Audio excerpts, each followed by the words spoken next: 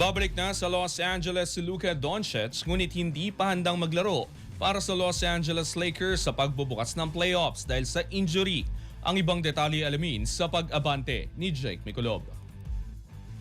Babalik na sa Los Angeles si Luka Doncic pero mananatiling hindi maglalaro sa simula ng playoffs dahil sa injury. Nanggaling na si Doncic sa Spain kung saan siya sumailalim sa mga injection para sa grade 2 left hamstring strain. Inaasahang sasama siya sa kupunan pero hindi pa handang bumalik sa paglalaro.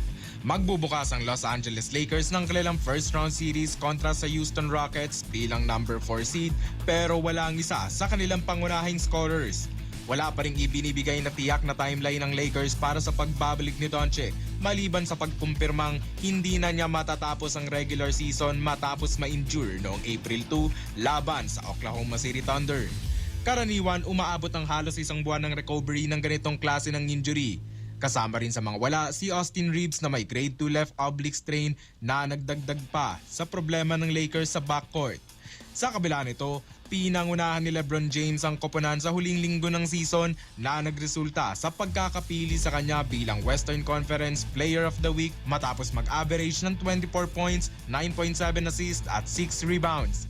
Tinapos naman ni Doncic ang season na may league best 33.5 points kasama ang 8.3 assists at 7.7 rebounds bagaman hindi niya naabot ang 65-game requirement para sa mga regular season awards. Naghain pa rin ang petisyon ang kanyang agent na si Bill Duffy upang mabigyan siya ng special consideration matapos siyang lumiban ng 2 laro noong Disyembre para sa kapanganakan ng kanyang anak sa Slovenia. Ako si Jake Miculob, Abante.